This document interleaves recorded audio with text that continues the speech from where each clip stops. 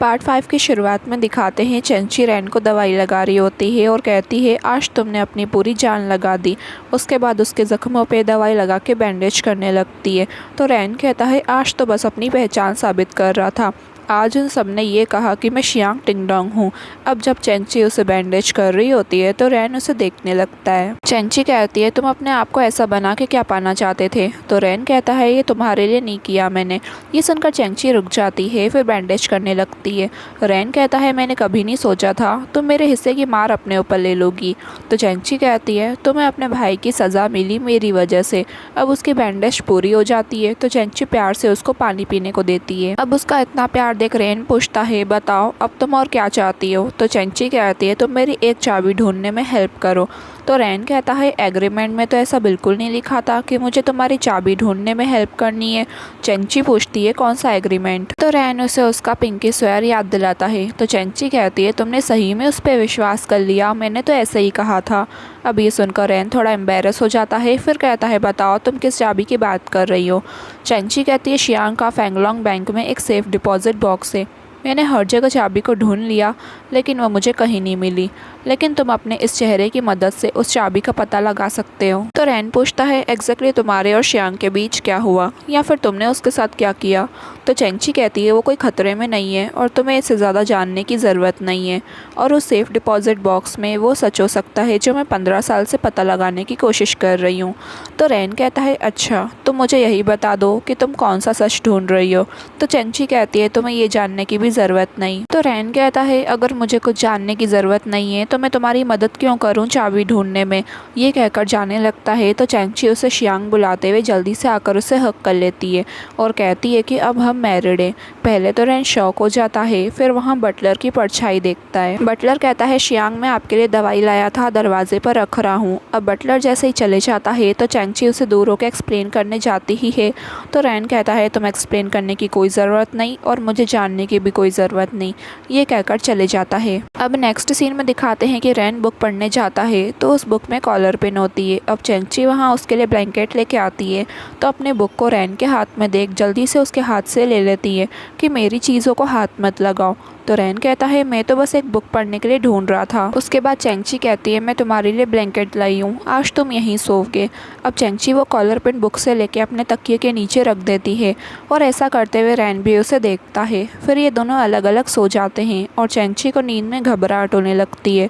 और यहीं से कुछ फ्लैशबैक वाले सीन दिखाते हैं जिसमें चेंची शियांग की कॉलर पकड़ के पूछती है कि तुम्हारे पास ये कॉलर पिन कैसे आई बोलो, लेकिन शियांग कुछ नहीं कह रहा होता। फिर दिखाते हैं बहुत साल पहले का सीन जिसमें कुछ लोग एक आदमी को मार रहे होते हैं क्योंकि वो आदमी मैन्युस्क्रिप्ट नहीं दे रहा होता उनको, और वहाँ वो कॉलर पिन भी होती है जो कोई उठा लेता है, और वहाँ अलमीरा में एक बच्ची छुपी होती है जो ये सब देख कर रो रही होती है। अब वो लोग उस आदमी को मार देते हैं और वो आदमी मरते मरते उस बच्ची को मुंह बंद रहने का कहकर मर जाता है। अब इस बुरे सपने को देखकर चेंची घबराते हुए उठ जाती है क्योंकि शायद वो छोटी बच्ची चेंची होती है। अब चेंची वो कॉलर पिन साइड में रखकर सो जाती है, लेकिन रैन सोया नहीं होता और चेंची की बातें याद करने लगता है कि उसको 15 साल पहले का सच पता लगाना है।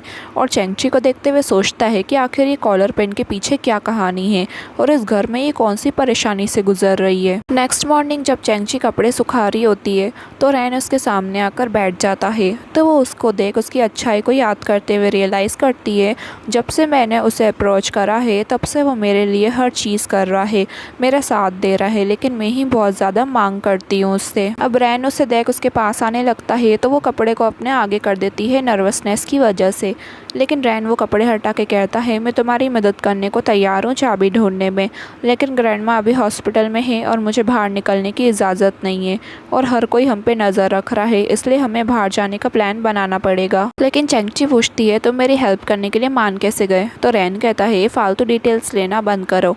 फिर प्रॉमिस का साइन दिखाते हुए कहता है ये लास्ट टाइम है। तो चेंची भी प्रॉमिस कर देती है। फिर रैन कहता है मुझे लगता है चाबी कहीं छुपाई नहीं गई है बल्कि किसी के पास है। फिर वो शियांग की फ़ोटो में जो एक लड़की उसके साथ बैठी होती है रैन उसे दिखाते हुए कहता है ये मुझसे हमारी शादी के दिन मिलने आई थी, मुझसे नहीं बल्कि शियांग से मिलने आई थी। तभी फ्लैशबैक में दिखाते हैं जब रैन गार्डन में बैठा होता है तभी उसे एक पर्सन मिलने आती है और वो न्यू फेरी की ओनर शायो शायो होती है। अब वो रैन से थोड़ा फ्री होने लगती है। तो रैन उसको हैरानी से देख रहा होता है। तो शायो शायो कहती है तुम मुझे हैरानी से क्यों देख रहे हो। अब रैन को तो पता नहीं होता कि ये कौन है, इसलिए वो बहाना बना के बात को टाल देता है। अब शायो शायो उससे कुछ ज़्यादा ही चिपकने लगती है। तो रैन उसे दूर करते हुए कहता है क्या तुम मेरी शादी ख़राब करने आई हो। शायो शायो कहती है चिंता मत करो, मेरा ऐसा कोई इरादा नहीं है दूसरे के दूल्हे को किडनैप करने का। मैं तो बस तुम्हें कुछ बताने आई हूँ, कुछ दिन सतर्क रहना, वो लोग तुम पे नज़र रख रहे हैं। ये कहकर चले जाती है। रैन कहता है शियांग और ये लड़की क्लोज हैं, तो मुझे लगता है चाबी इसके पास हो सकती है। चेंगची पूछती है ये कौन है और इसका नाम क्या है। तो रैन कहता है मुझे कैसे पता होगा ये कौन है। अब चेंगची उसे डांटने लगती है कि तुमने उस टाइम पता क्यों नहीं लगाया। अब रैन कहता है मिस, मैंने तुम्हारे फियांसे की जगह तुमसे शादी करी है। अब उसकी मिस्ट्रेस मुझे ढूंढते हुए शादी में आती है, तो क्या मुझे पता होना चाहिए कि वो कौन है। तो चेंगची कहती है तुम्हारी बात में पॉइंट तो है, लेकिन मैं एक ऐसी जगह जानती हूँ जहाँ कुछ इन्फॉर्मेशन मिल सकती है। अभी दोनों उसी आदमी के पास आते हैं जिससे आंट इन्फॉर्मेशन लेने आई थी, और ये एक वेल्दी बिजनेसमैन होता है, साथ ही इन्वेस्टिगेटर भी कह सकते हैं। तो चेंगची उससे पूछती है मैं ये जानना चाहती हूँ कि इस फोटो में ये लड़की कौन है। तो वो कहता है मुझे पूछने से बेटर है कि आप मिस्टर शियांग से पूछ लें। तो चेंगची कहती है अगर ये बता देता तो मैं आपके पास क्यों आती।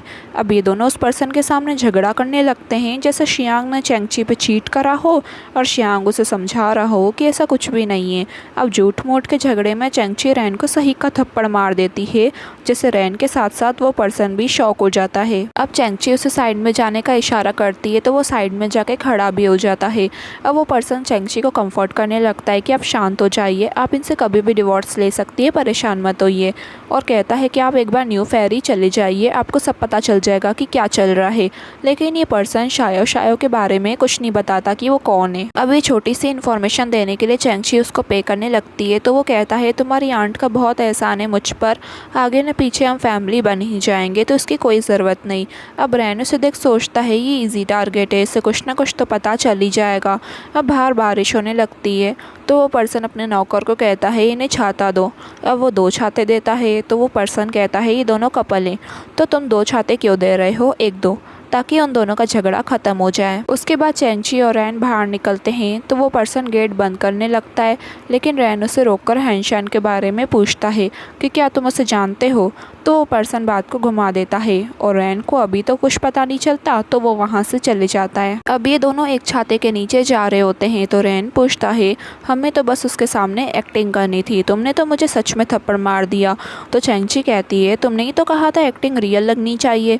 ये सुनकर रैन स्माइल करने लगता है, फिर बताता है मुझे कुछ काम है, मैं बाद में आ जाऊँगा। तो चेंगची पूछती है तुम कहाँ जा रहे हो, क्या करने वाले हो। तो रैन कहता है चिंता मत करो, मैं कुछ गलत नहीं करने वाला। तो चेंगची कहती है मेरा वो मतलब नहीं था, मैं इसलिए चिंता कर रही हूँ कहीं तुम्हारी आइडेंटिटी किसी को पता नहीं चल जाए और तुम इस जगह को जानते भी नहीं हो। अगर कुछ हो गया तो मुझे अभी भी तुम्हारी ज़रूरत है। तो रैन कहता है मतलब तुम्हें इस बात की चिंता है कि मेरे कुछ भी करने से तुम्हारा चाबी ढूंढने का प्लान ख़राब ना हो जाए। तो चेंगची कहती है मेरा वो मतलब नहीं था। तो रैन कहता है अगर मैंने तुमसे प्रॉमिस किया है तो मैं अपना प्रॉमिस ज़रूर निभाऊंगा, लेकिन क्या तुम मुझ पर शक करना बंद कर सकती हो। अब चेंगची हाँ या ना कुछ नहीं कहती। फिर रैन चुपचाप वहाँ से भीगते हुए चले जाता है और सोचता है हानशान तांगचंग सिटी का सबसे बड़ा ड्रग डीलर है, जो कि शियांग टिंगडोंग ही है। मुझे एक नया रास्ता बनाने के लिए इस आइडेंटिटी की बहुत ज़रूरत है, इससे पहले कि वो वापस आ जाए, और ये मौका मुझे किस्मत से मिला है। शायद इसलिए ही ये सबसे बड़ा रीज़न है कि मैं शियांग फैमिली में पैदा हुआ हूँ। उसके बाद रैन टी कैफ़े आके बैठ जाता है और उसे एक आदमी कॉफ़ी सर्व करके उसके पीछे बैठ जाता है, जो कि अंकल ली होते हैं इस कैफ़े के ओनर। अब रैन और अंकल ली अलग अलग बैठकर बात करते हैं ताकि किसी को शक न हो, और इसी मोमेंट पर यह पार्ट पूरा हो जाता है गाइस।